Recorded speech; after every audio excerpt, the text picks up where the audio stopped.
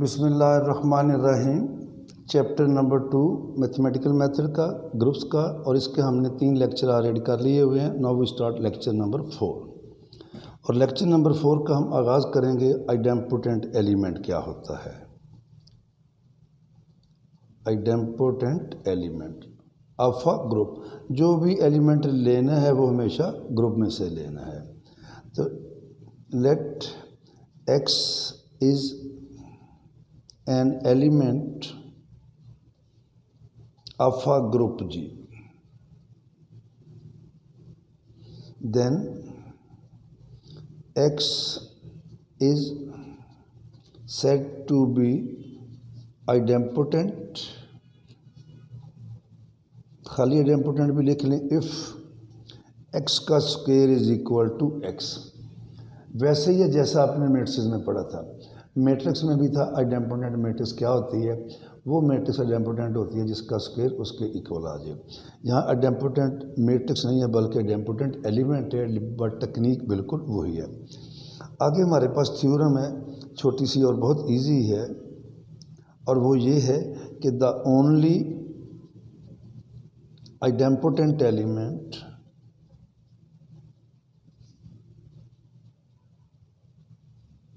in a matrix, in a group G is the identity element।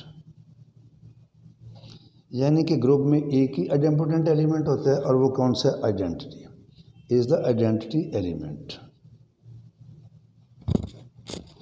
तो हम इसको prove करते हैं। हम कहते हैं नहीं, इसके अलावा भी कोई है।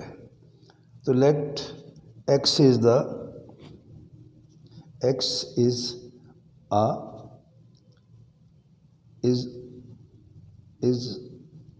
idempotent, या कर ले या n कर, is an idempotent element of G। तो फिर हमारे पास क्या आएगा, देन x का square is equal to x। मैं यहाँ अगेन एक बात रिपीट करता चलूँ जो कि मैंने ऑलरेडी की। यहाँ भी देखिए मैंने x का स्क्वायर लिखा है। x को x से मल्टीप्लाई किया तो आंसर x आया, तो x को हम बोलेंगे idempotent element with respect to multiplication. अगर यही बात एडिशन के लिहाज से होती तो ये आना था x प्लस x, यानी कि 2x is equal to x आना था। मल्टीप्लिकेशन के लिहाज से x इंटू x है, एडिशन के लिहाज से आना था x प्लस x। तो यहाँ भी जो भी बात होगी वो मल्टीप्लिकेशन के लिहाज से होगी। जब कभी कोई और रूल आएगा तो उसके बारे में भी हम बात कर लेंगे।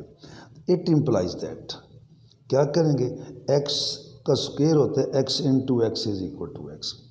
हम x इनवर्स से मल्टीप्लाई कर देंगे।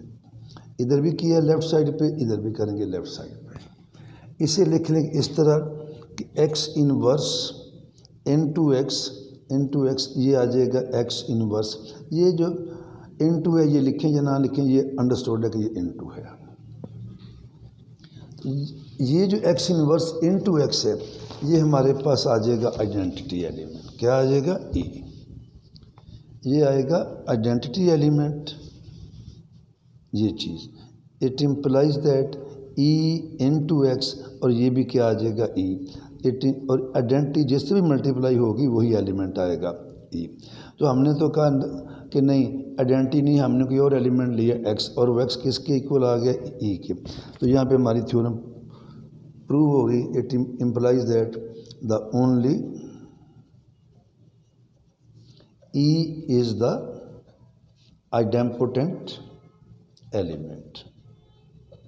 तो सिर्फ e ही आइडेम्पोटेंट एलिमेंट है और कोई नहीं है। थोड़ा सा मज़ीद आगे चलते हैं, और वो हैं प्रॉपर्टीज़ ऑफ ग्रुप्स। और प्रॉपर्टीज़ ऑफ ग्रुप्स में हमारे पास आएगा नंबर 1 कैंसलेशन लॉज हैं। क्या है, कैंसलेशन लॉज।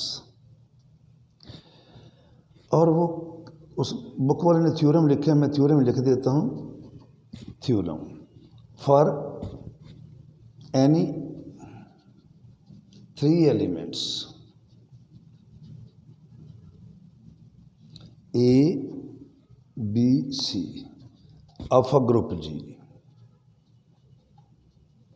ग्रुप को आमतौर पे हम जी ले लेते हैं। देन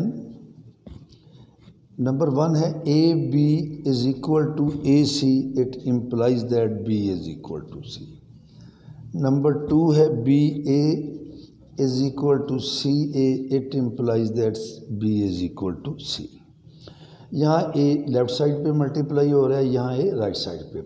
मज़ीद अगर थोड़ा सा बात करें तो इसको लेफ़्ट कैंसलेशन लॉ भी कहते हैं और इसको राइट कैंसलेशन लॉ भी कहते हैं। और इनका हम प्रूव करते हैं। ये बुक पे प्रूव है, ये बुक वाले ने कह दिया आप कर लें, मैं आपको ये कर देता हूँ, दोनों का मेथड सेम है प्रूफ। तो हम लेते हैं B A is equal to C ए।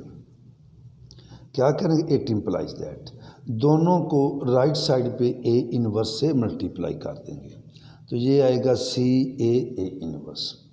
ये ब्रैकेट जो है इसको अगर एलिमेंट्स की तरतीब चेंज ना करें, ब्रैकेट चेंज करें तो इससे कुछ फ़र्क नहीं पड़ता। और इसको क्या कहते हैं, इसे कहते हैं बाई एसोसिएटिव लॉ। क्या लिखूंगा मैं, बाई एसोसिएटिव लॉ। अब बी इंटू जो है ए इंटू ए इनवर्स, किसी भी एलिमेंट को उससे इनवर्स से मल्टीप्लाई करेंगे तो हमारे पास आइडेंटिटी आ जाएगा। और ये भी आएगा सी इंटू आइडेंटिटी। और आपको पता है आइडेंटिटी जिससे भी मल्टीप्लाई होती है आंसर वही एलिमेंट आ जाता है। तो हमारे पास आया बी इज इक्वल टू सी। ये अलहदा बात है कि जो आगे जितने भी हम सवाल करते हैं, जब ये कैंसलेशन लॉ मौजूद है तो फिर इसको यूज़ करना चाहिए। लेकिन बुक वाला किसी भी थ्योरम में किसी भी सवाल में इसको यूज़ भी नहीं करता। एक स्टार्ट में एक आदमी करता है, आगे जाके जो जितने भी क्वेश्चन होंगे, जो काम हमने ये किया ये आगे जाके दोबारा करना पड़ता है। थ्योरम है हमारे पास नेक्स्ट, और ये बुक पे थ्योरम का नाम है 2.6। और ये थ्योरम ये है कि for any two elements 2.6 for any two elements A and B, A व B in a group G, in a group G, the equation ax is equal to b and xa is equal, ये क्या है, xa is equal to b have unique solutions, have unique solutions। ये भी बहुत ज़्यादा easy है। Book वाले ने ये किया हुआ, ये छोड़ दिया है। मैं आपको ये कर देता हूँ, ये अब बुक से देख लेना, दोनों का मेथड बिल्कुल सेम है।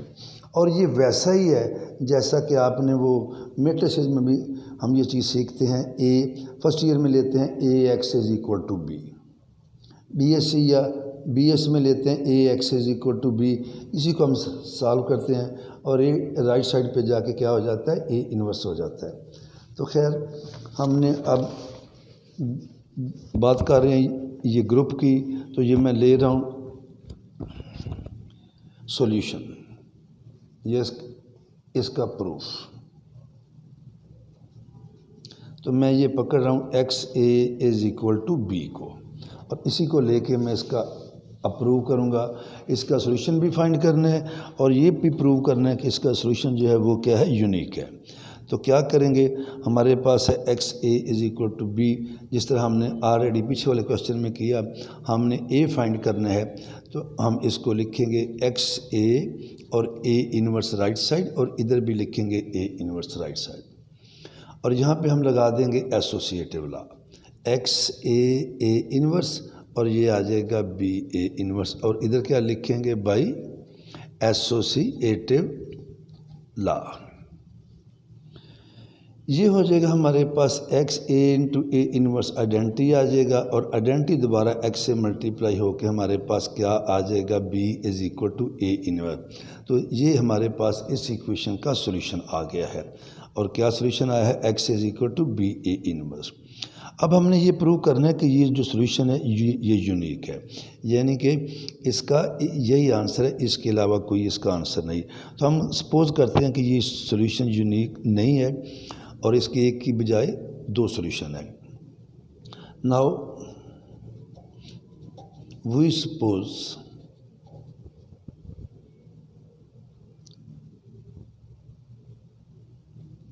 x1 x2 belonging to G are also solutions of above equation। above equation से मुराद है ये वाली।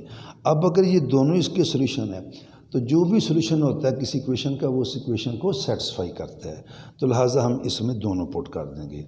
इट इम्प्लाइज दैट हमारे पास आएगा x1a is equal to B और फिर आएगा x2a is equal to B, चूँकि दोनों सोल्यूशन है।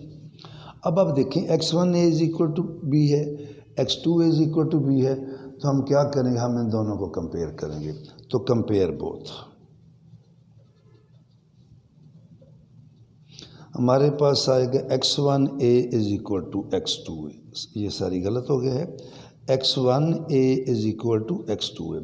और अभी हमने पढ़ा है राइट कैंसलेशन लॉ, तो ये देखें दोनों के राइट साइड पे a आ रहा है तो a से a जाएगा, तो x1 is equal to x2 मैं लिखूँगा बाई कैंसलेशन लॉ। हमने लिए थे ये दो सॉल्यूशन, एक x1 लिया था और एक x2 लिया था, लेकिन वो दोनों सेम आ गए। तो it implies that solution is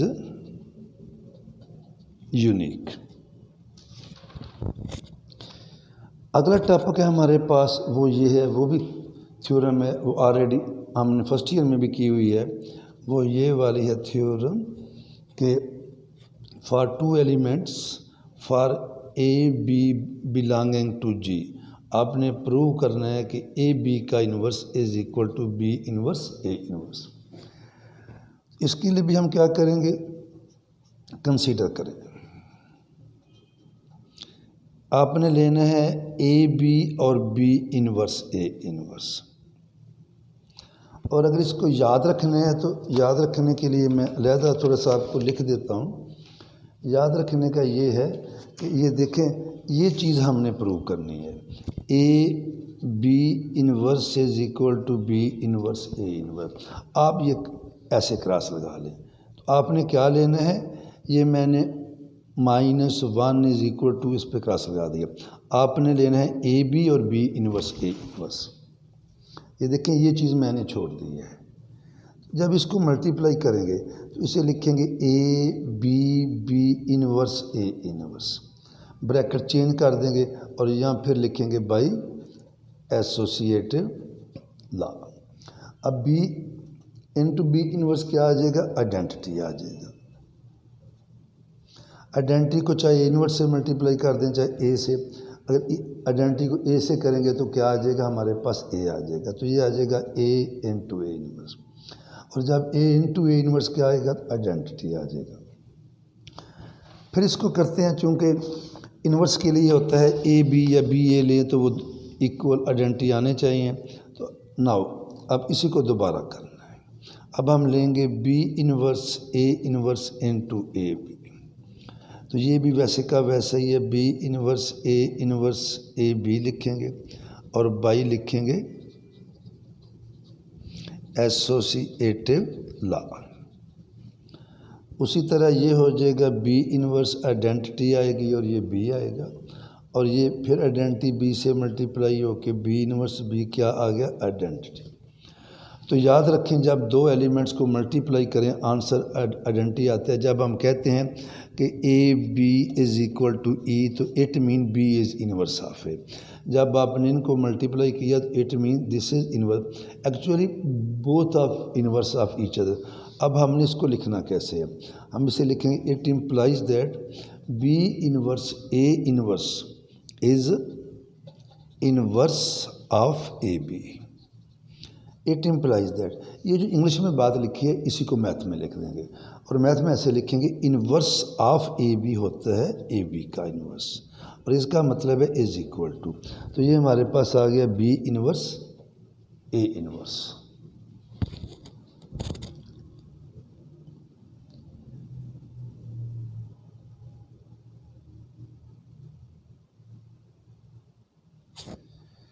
तो ये तो था हमारा ये वाला टॉपिक। इंशाल्लाह आगे चलेंगे फिर, जहाँ तक आप याद करें अल्लाह हाफिज़।